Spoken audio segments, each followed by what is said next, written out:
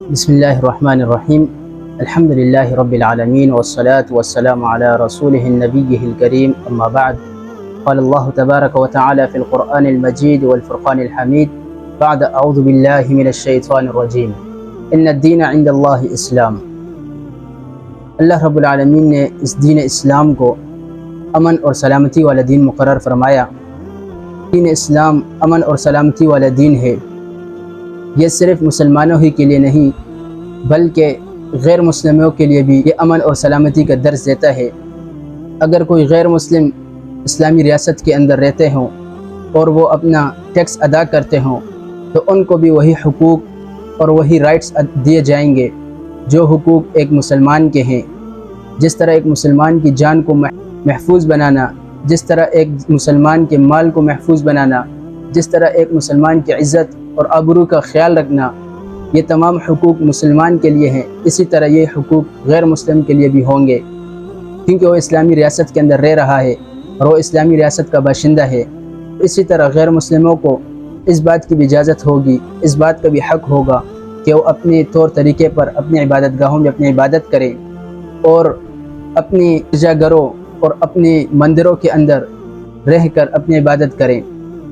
یہ اسلام امن اور سلامتی والا اسلام ہے۔ اس نے کوئی زور اور زبردستی کسی پر نہیں کی ہے۔ اللہ رب العالمین قرآن مجید کے اندر ارشاد فرماتے ہیں لا اکراہ فی الدین قد تبین الرشد، کہ دین اسلام کے اندر کوئی زبردستی نہیں۔ تو یہ حقوق غیر مسلموں کے ہیں کہ وہ اپنی عبادت گاہوں کے اندر اپنی عبادتیں کریں اور جس طرح چاہیں وہ اپنے بچوں کو تعلیم دیں۔ یہ غیر مسلمین کے حقوق ہیں اور یہ اسلامی ریاست کی ذمہ داری ہے کہ وہ ان کا خیال رکھے گی۔ جس طرح اسلامی ریاست ایک مسلمان کی جان کی، اس کے مال کی، اس کی عزت کی نگران ہے، اس کی حفاظت کرنا اس کی ذمہ داری ہے، اسی طرح اسلامی ریاست کی ذمہ داری یہ بھی ہے کہ وہ غیر مسلموں کے حقوق کا بھی خیال رکھے گی اور ان کے جان، مال اور ان کی عزت اور آبرو کو محفوظ بنائے گی۔ تحفظ جان کے اندر ایک مسلمان اور ایک غیر مسلم دونوں برابر ہیں۔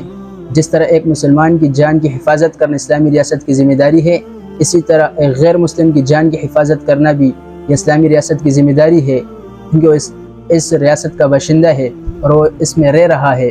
نبی علیہ السلام نے فرمایا من قتل معاہدا لم یرح رائحۃ الجنہ، کہ جس نے کسی ایک ذمہ شخص کو، جس نے کسی ایک ایسے شخص کو قتل کیا جس کے ساتھ عہد کیا گیا تھا، تو وہ جنت کی خوشبو تک نہیں پائے گا۔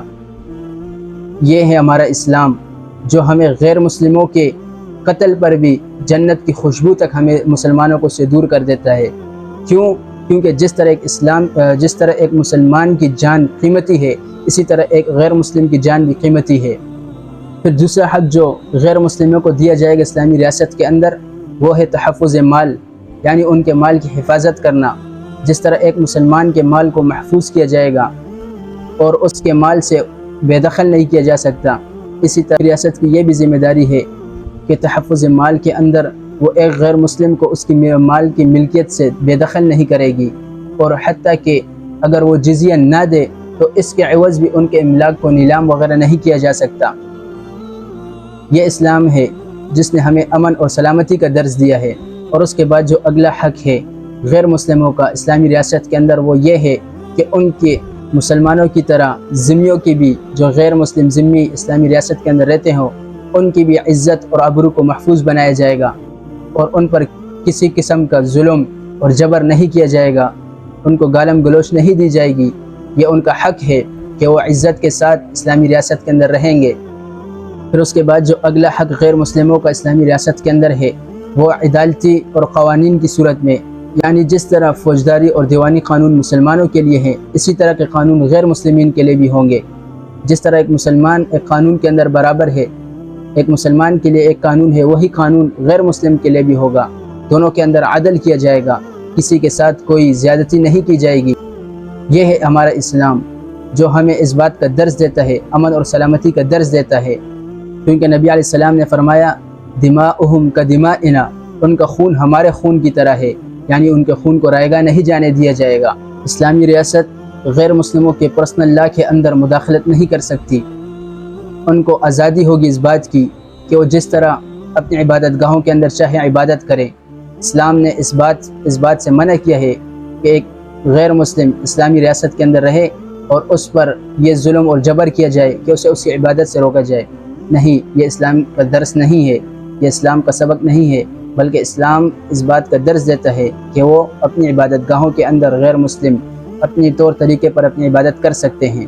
اور 2 دن قبل فیصل آباد کے شہر جڑاوالا میں ایک واقعہ پیش آتا ہے کہ شخص قرآن مجید کی بے حرمتی کرتا ہے، اور اس بے حرمتی کے چکر اور اس بے حرمتی کے بعد وہاں کے رہائشی مسلمان مساجد میں اعلان کر کے لوگوں کو اکٹھا کر کے ایک ہجوم بنا کر غیر مسلموں کے گھروں پر جا کر ان پر حملہ کرتے ہیں، ان کو گھروں سے بے دخل کر دیتے ہیں۔ وہ غیر مسلم اپنی عورتوں اور بچوں کو لے کر وہاں سے بھاگ جاتے ہیں، ان کے گرجا گھروں کو، ان کے عبادت گاہوں کو جلا دیا جاتا ہے، ان کے صلیبوں کو توڑ دیا جاتا ہے۔ یہ ایک مسلمان کا عمل نہیں، اس چیز سے ہمیں دین اسلام نے منع کیا ہے کہ ہم اس طرح غیر مسلموں کو تکالیف پہنچائیں۔ اور جو کام اس شخص نے کیا قرآن مجید کی بے حرمتی کی، وہ بھی ایک نازیبہ عمل ہے، اس کی بھی ہم مذمت کرتے ہیں۔ اسلام ہمیں اس بات کا درس دیتا ہے کہ جس شخص نے جو ظلم کیا ہے اس کو ہی سزا ملے گی، اس کے بدلے کسی دوسرے کو سزا نہیں دی جائے گی۔ اب جس شخص نے یہ عمل کیا، فعل کیا، اس کو سزا دینی چاہیے تھی، جبکہ ہمارے نبی علیہ السلام کا طریقہ یہ تھا کہ جب وہ جہاد پر جاتے تو صحابہ کرام کو تنبیہ کرتے تھے عورتوں اور بچوں کو قتل نہ کیا جائے۔ یہ اسلامی ریاست کی ذمہ داری ہے کہ وہ جس طرح مسلمانوں کی عزت اور آبرو، ان کی جان کی حفاظت، ان کے مال کی حفاظت ان پر لازم ہے، اسی طرح غیر مسلموں کی بھی جان اور مال کی حفاظت ان پر لازم ہے۔ اور بطور مسلمان، بحیثیت مسلمان، ہم سب کی ذمہ داری ہے کہ ہم ان چیزوں سے واقف ہوں، اور ہمارے دین کے بارے میں ہمیں معلوم ہونا چاہیے کہ ہمارا دین ہمیں غیر مسلموں کے ساتھ کس طرح کے تعلقات اور کس طرح کے معاملات رکھنے کا حکم دیتا ہے۔ اللہ رب العالمین سے دعا ہے کہ اللہ رب العالمین ہمیں سمجھنے کی توفیق عطا فرمائے۔ وما علینا الا البلاغ المبین۔